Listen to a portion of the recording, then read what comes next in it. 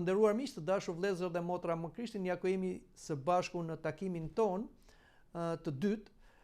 Kemi folur në emisionin e parë në lidhje me simbolin autentik të Krishtlindjes për Grazhdin, por sot mendoj t'ju flas edhe për një tjetër simbol që paraqitet në këto ditë para Krishtlindje ose përgatitje për Krishtlindje, për simbolin e pemës të bredhit që quhet dhe pema e Krishtlindjes, ose disa i thonë pema e vitit të ri, dhe kjo e fundit është një terminologji që ka mbetur nga periudha e ateizëm komunizmi.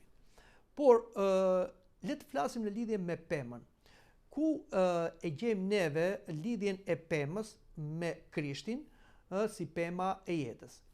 Më konkretisht ne do i referohemi shkrimit të shenjtë, do i referohemi Biblës, dhe aty na flitet për pemën si simboli i jetës, dhe e ka fillesën te kopshti i Edenit, ku Zoti Perëndia mbolli shumë pemë me fruta, që ishte një ushqim bazë për njeriu, por në qendër të kopshtit të Edenit mbolli dhe dy pemë, pema e përjetësisë dhe pema e të mirës dhe e të keqes. Pema e përjetësisë ose pema e jetës jepte fruta që kur njerëzit i hanin, ata bëshin pavdekshëm, kurse pema e të mirës dhe të keqes ishte një pemë që ishte ndaluar të hajë fruti i saj sepse do të sillte vdekjen. Më konkretisht, te libri i Zanafillës ne citojmë ato çfarë Zoti Perëndia i tha Adamit dhe pastaj Adami ja tha gruas së tij Evës. Dhe Zoti Perëndia urdhëroi njeriu duke i thënë: "Ha lirisht nga çdo pemë e kopshtit, por mos ha nga pema e njohjes së të mirës dhe të keqes, sepse ditën që do ta hash prej saj ke për të vdekur me siguri." Fatkeqësisht njeriu gaboi, ai u gënjye nga djalli, nga një kryeëngjëll i rënë, i cili u bë armik i Perëndis, por dhe armik i njeriu të krijuar sipas ikonës Perëndis, dhe djalli përdori një plan djallëzor, ai hyri tek gjarpri dhe gënjeu në fillim Evën dhe pastaj ajo gënjeu burrin e saj, Adamin. Djalli i tha Evës dhe Eva i tha dhe Adamit këto fjalë: "Hani nga pema, ju s'keni për të vdekur as pak, por Perëndia e di mirë, ditën që do të hani, do t'u hapen sytë tuaj dhe do t'u jeni si Perëndia në gjendje të njihni të mirën dhe të keqen." Me ngrënien e frutit të ndaluar nga pema e të mirës dhe të keqes, njeriu u rebelua kundër Zotit, dhe midis njeriu dhe Zotit, nga zilia e djallit hyri mëkati, dhe me mëkatin hyri vdekja shpirtërore dhe pastaj edhe vdekja trupore, ashtu siç thotë apostulli Pavli, thumbi i vdekjes është mëkati dhe fuqia e mëkatit është ligji. Pra, në këtë veprim rebel, njeriu i solli vdekjen jo vetëm vetes dhe gjithë gjeneratës njerëzore, por edhe prishjen e gjithë krijimit. Shikoni çfarë na thuhet kur Zoti Perëndi bëri gjyq me njeriu. Zoti tha: "Meqense dëgjove zërin e gruas sate dhe hëngre nga pema për cilën unë të kisha urdhëruar mos ha prej saj, toka do të jetë e mallkuar për shkakun tënd, dhe ti e plur dhe në plur do të rikthesh." Por njeriu pra doli nga kopshi i Edenit, nga parajsa toksore, nga vendi i kënaqësive, sepse ai provoi frutin e ndaluar të pemës së të mirës dhe të keqes.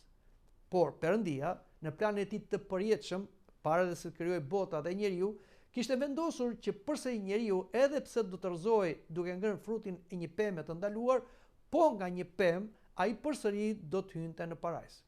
Sepse ne na thuhet në Ungjillin sipas Johanit, Perëndia ai shumë e deshi botën sa dha birin e tij që kushdo që të besojë tek ai mos të mbas, po të ketë jetë përjetshme.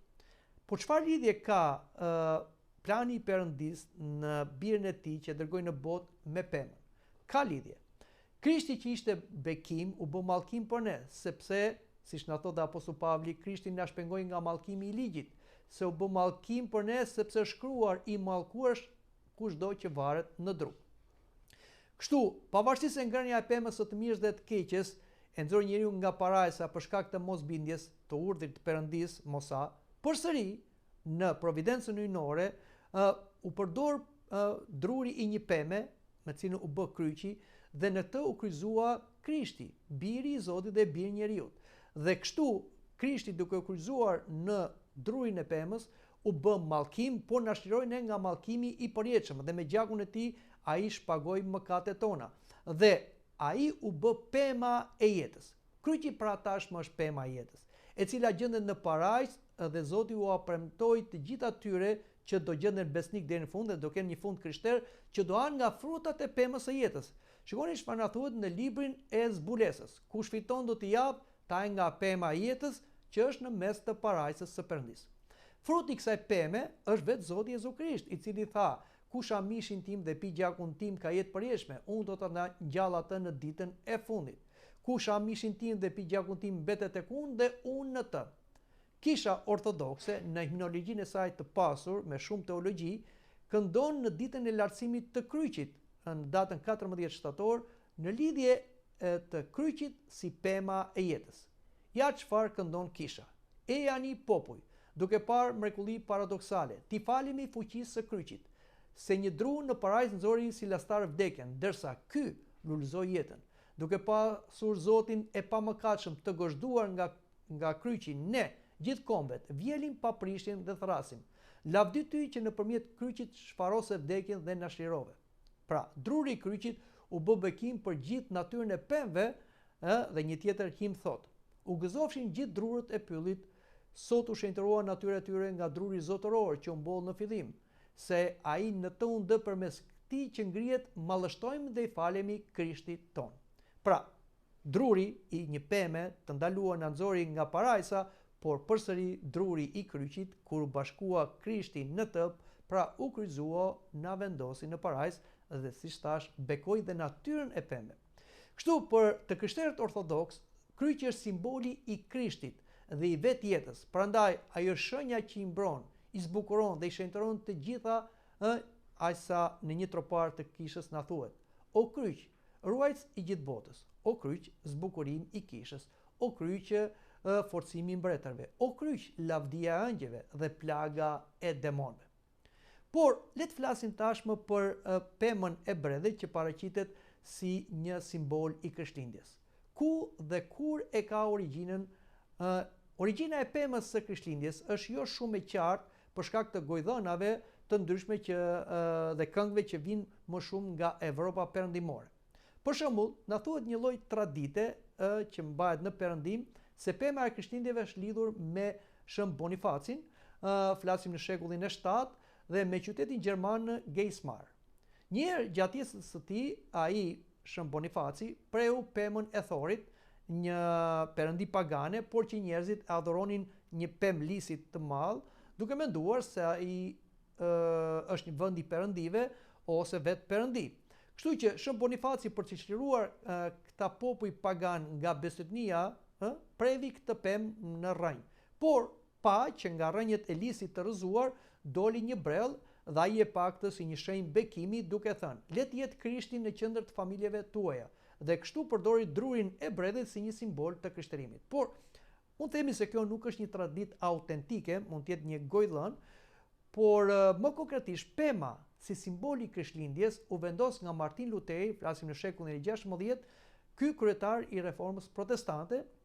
Ai protestonte jo vetëm primatin papal, por protestonte edhe tradita kishtare dhe traditën ikonografike, madje dhe Grazhdin, ku Francesco i Asizit në shekullin e 13 e vendosi në mënyrë publike në kishat e Asizit dhe më vonë u përhap gjithandej, dhe atëre ai kundër kësaj tradite ikonografike që është dhe Grazhdi, vendosi pemën, duke marrë këtë si një simbol të lashtë pagan të popujve gjermanik, por që ai e lidhi pastaj edhe me pemën e jetës që ishte në Zanafil. Pra, Luteri vendosi pemën e Krishtlindjes si simboli i pemës së jetës në kopshin e Edenit. Tradita e ngritjes së pemës së Krishtlindjes mund të gjurmohet historikisht në shekullin e 15 dhe 16 dhe pastaj gjatë shekujve të ndryshëm në shekullin e 13 deri në shekullin e 19 u përhap në vende të ndryshme të Evropës dhe përtej kontinentit evropian. Në vitin 1871 e shikojmë në Kanada simbolin e pemës, po ashtu në vitin 1816 u prezantua në Vjenë dhe zakoni u përhap pasaj në gjithë Austrinë. Në shekullin e 19, në vitin 1841 ky zakon u përhap në gjithë Britaninë. Nga vitin 1850 dhe në vitin 1870 në gjithë Amerikën u përhap tradita e pemës dhe si simbol i Krishtlindjes.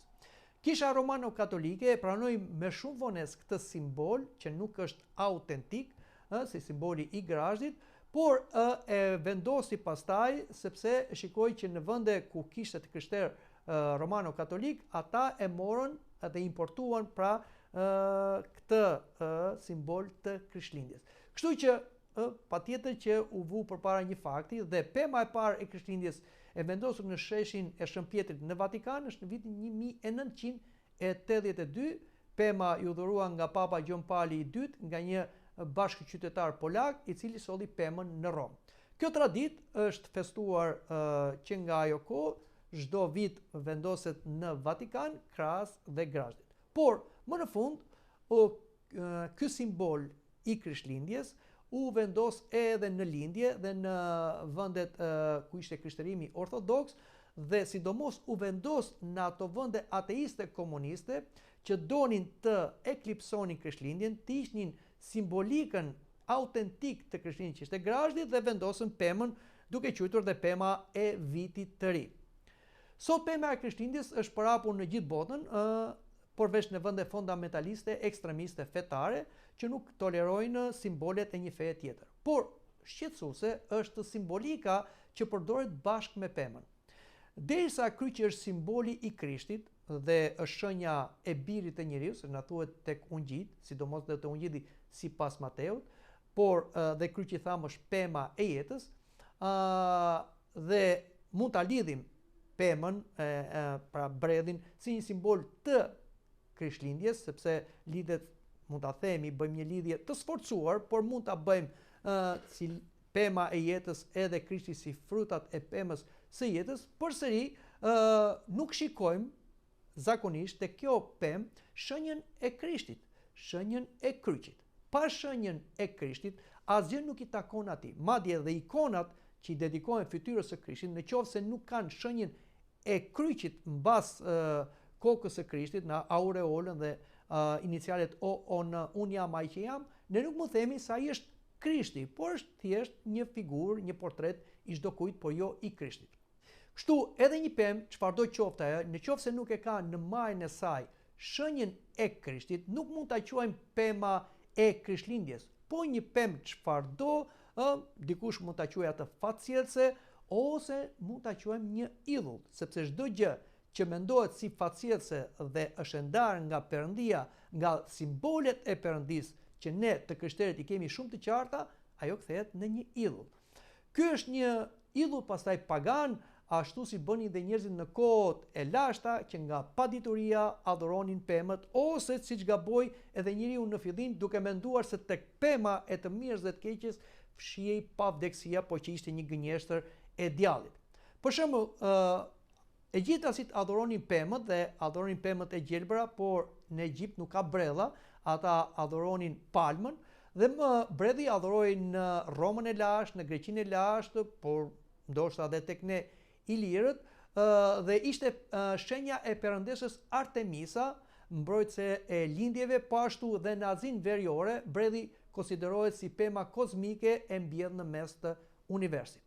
Të gjitha këto lidhen me adhurimin pagan në bimësit e gjelbra të zotave të pavdekshëm. Madje dhe zbukurimet që shoqërojnë pemën e Krishtlindjes, po disa e quajnë dhe pema e vitit të ri, janë me mbetje pagane, simbole të diellit, për shembull siç janë ato topat që vendosen në pemë, dhe ne këtu kemi marrë edhe një pemë për ta improvizuar dhe për t'i pasur të gjitha këto përpara syve tan.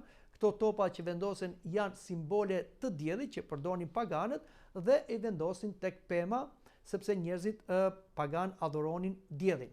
Dhe ishte një fest e solsticit dimror ku nata dhe dita bëheshin të barabarta dhe pastaj dita i merrte natës, që ishte në 25 dhjetor dhe kjo pra ishte kulmi, dhe njerëzit mblidheshin në këtë ditë dhe festonin festën e diellit të pamposhtur, por që dim që ky ishte një adhurim pagan që krishterimi ju kundërvua dhe në këtë ditë vendosi dhe ditën e lindjes së Krishtit për të nxitur paganët që të adhuronin diellin e drejtësisë, pra Krishtin. Pra, të gjitha këto zbukurime që ne i shikojmë edhe sot e kësaj dite janë zbukurime të pagane, për shembull Dafina e Saturnalisë ose Ashja Gjermane ose Veshtulla Kelte, që ne i kemi vendosur edhe këtu, për shembull të gjitha këto, nuk janë gjë tjetër veç se ishin bimësi që merreshin nga pyet, të cilat ishin të gjelbra edhe në dimër, por që paganët mendonin se këto kishin fuqinë e Perëndis. Madje i mendonin këto dhe simbole të pjellorisë. Për shembull, këto i shikonin me ato frutat e tyre të kuq si simboli i pjellorisë mashkullore dhe të bardhat si simboli i pjellorisë femërore. Prandaj dhe i vendosnin dhe arredonin shtëpitë e tyre sepse kërkonin në periudhën e dimrit, që ishte një periudhë e njëstine shterpe në kuptimin që s'kishte fruta, shikonin si simbole të pjellorisë që të sillnin të mirën pjellorinë në shtëpinë e tyre. Këto ishin mendësi pagane që fatkeqësisht edhe sot kanë mbetur, edhe sot fillon arredimi i shtëpive me gjëra të gjelbra, këto ashje, këto vjeshtulla, këto dafina, gjitha, dhe njerëzit mendojnë se këto sjellin fat të mirë, sjellin mirësi në shtëpi, por thjesht janë gjethe dhe asgjë tjetër. Varet se si ne shikojmë dhe çfarë besëdije krijojmë tek ato dhe në një farë mënyrë ato kthehen idhuj. Prandaj duhet kemi shumë kujdes nga këto lloj simbolikas që ne i përdorim, që i përdorin njerëzit e lashtë, paganë që nuk kishin dije dhe mbi biologjinë, por që ti përdorim në njerëzit sot kur kemi dije, jemi të shkolluar që këto janë fatësiese, kjo është një gjë që në një farë mënyrë na ofendon si qenie njerëzore, intelektuale dhe të shkolluara dhe si brez. Prandaj duhet të jemi të kujdesshëm. Po le të flasim për një tjetër simbol që vendoset në pemën që quhet e Krishtlindjes ose Vitit të Ri. Flasim për simbolin e yllit dhe e kemi këtu këtë simbol të yllit. Do thoni juve çfarë të keqe ka simboli i yllit. Duhet dim se simboli i yllit është një simbol shumë i lashtë, pagan, simboli i diellit flakërues. Në besimin hindu, 5 vishi quhet ylli i pranimit që përcakton privilegjet e kasës të periferive të Shivës, një zot që besonin ata që ishte zoti i diellit. Po ashtu ylli Pent Alfa ose me 5 cepa simbolizon njeriu si perëndi ose universin e mishëruar. Ai gjithashtu tregon Sirusin, yllin qen ose planetin ku okultistët mendojnë se rri dialli. Ai tregon Thorin, zotin e lashtë nordik. Ai tregon Bal, zotin djallëzor që përmendet shpesh me terma ironike në Dhjetën e Vjetër. Për shembull, nëse neve do të lexojmë nga shkrimi i shenjtë, aty do të shikojmë se si përdorej ylli nga paganët, pra ylli me 5 cepa, një zot yll që adhuroi edhe në Egjipt, por që u infektuan edhe izraelitët dhe morën këtë simbol dhe adhuronin fshetas. Dhe prandaj dhe ky simbol u deskritua nga profetët e Dhjetës së Vjetër. Këtë simbol e quanin Molak, Ciun dhe Renfa.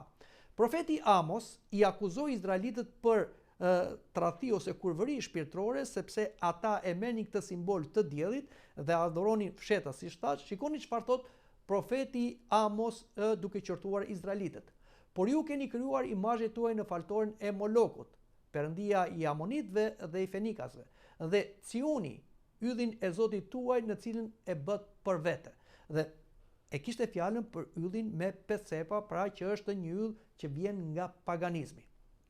Francesi Eliphas Lévis, satanist i shekullit të 19, krijues i kishës së djallit, bën të ditur me entuziazëm këto fjalë në lidhje me simbolin e yllit 5 vish ose 5 këndor. 5 vishi me 2 brirë, ylli 5 këndor, në rend ngjitës përfaqëson djallin ose Bafometin, përmbysjen, çrregullimin dhe marrëzinë intelektuale. Prandaj edhe sot shenja e yllit 5 këndor e shikojmë rëndom në grupet satanike, masonike, antikrishte që i kundërvjen simbolit të kryqit. Ylli i kuq, siç e shikojmë dhe te kjo pemë, që është e tregtuar dhe njerëzit e blejnë dhe e vendosin në familjen e tyre, por e shikojmë dhe në për sheshe, pra është një simbol i luftës gjakësore, ishte simbol i ateizëm komunizmit. Dhe nëse ju keni pak memorie, ata që janë më të rritur dhe kthehen, dhe shikojmë që në sheshet qendror, në kryeqytet, në vende të tjera, por jo vetëm në Shqipëri, por në gjithë vendet e lindjes ku ishte ateizëm komunizmi, ngrihej një brell dhe vendosin mbi të një yll flakërues i kuq që nuk ishte gjë tjetër veçse simboli i ateizëm, komunizmi, një sistem antikrisht, madje dhe anti-njerëzor. Prandaj, ylli me 5 cepa ose pent alfa nuk është thjesht një simbol i thjesht, nuk është një simbol i krishterë, por është një simbol pagan, është një simbol që është dhe një simbol antikrisht dhe satanik. Kështu që duhet kemi kujdes kur e përdorim këtë simbol dhe vendosim në pemën që ne quajmë pemën e Krishtlindjes. Nuk lidhen të dyja asnjëherë. Prandaj duhet pasur shumë kujdes në simbolikën që ne mund të përdorim. Por dikush mund të thotë që në ditën që lindi Krishti u shfaq një yll, dhe ne dim që vërtet u shfaq një yll në Babiloni ose në qiejt e Babilonisë, në zonën zodiake të peshkut që i korespondonte me Palestinën. Por ky yll nuk ishte ylli me 5 cepa. Nëse ne shikojmë në qiell, asnjëherë nuk do shikojmë një yll me 5 cepa. Yll me 5 cepa ne do shikojmë si një simbol të krijuar nga njerëzit ose një yll që gjendet në det, por në yll në qiell nuk ka me 5 cepa. Yjet në qiell janë të ndryshëm, me shumë cepa, siç mund të ikonizohet me këtë yllin që u paraqes unë. Pra, ylli me 5 cepa nuk ka lidhje me yllin që u shfaq në qiell, kështu që neve nuk mund ta përdorim atë si një simbol për Krishtlindjen.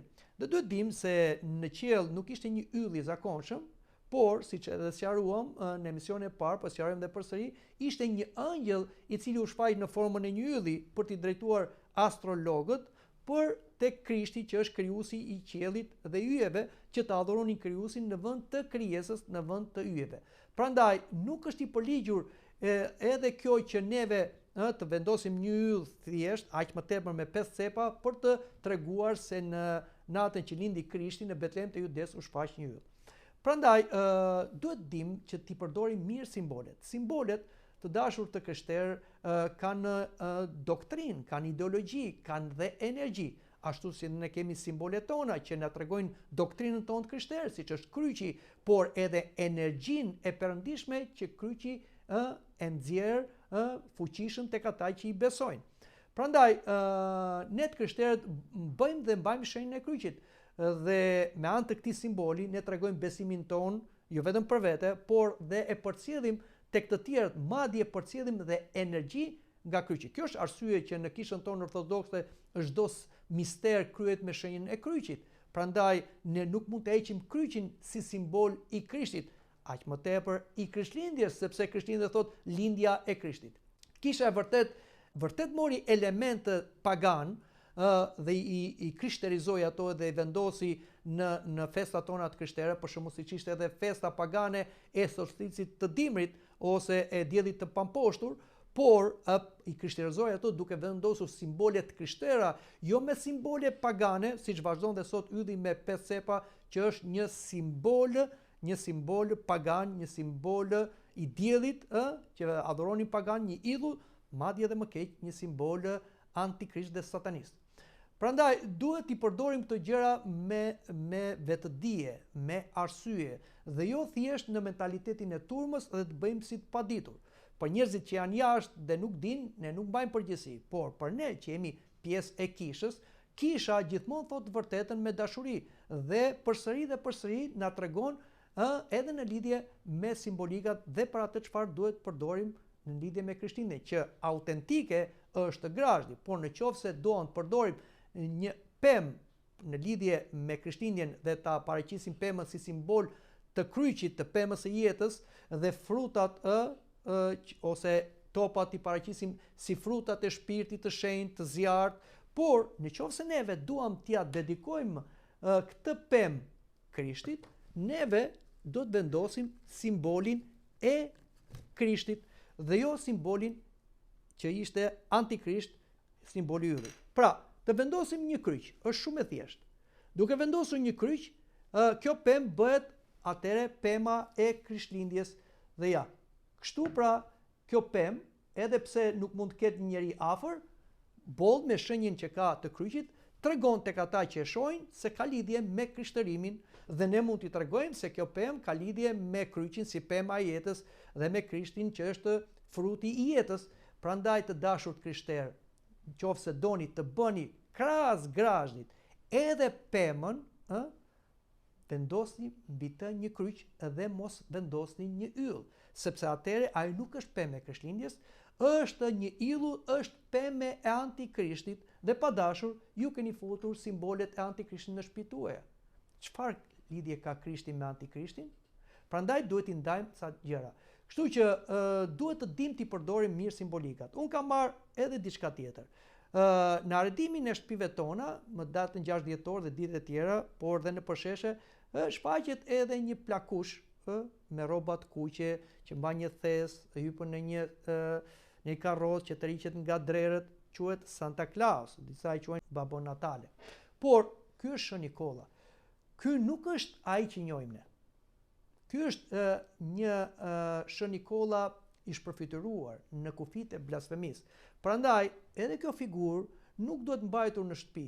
Ose do mbajmë Shën Nikollën, ashtu siç na i paraqet edhe ikonografia e kishës sonë, pra Shën Nikollën, ose Santa Clausin siç e njeh krishtërimi i hershëm dhe tradita jonë e krishterë, ose nuk duhet ta tjetërsojmë Shën Nikollën me një plak, me një shaman që besonin gjermanët, populli gjermanik, dhe paraqitsin atë dhe krahas pemës së Krishtlindjes. Por që nuk ka lidhje fare, prandaj të dashur të krishterë, le të largohemi nga idhujt, siç thotë dhe apostulli Pavli në letrën e drejtuar Korintasve.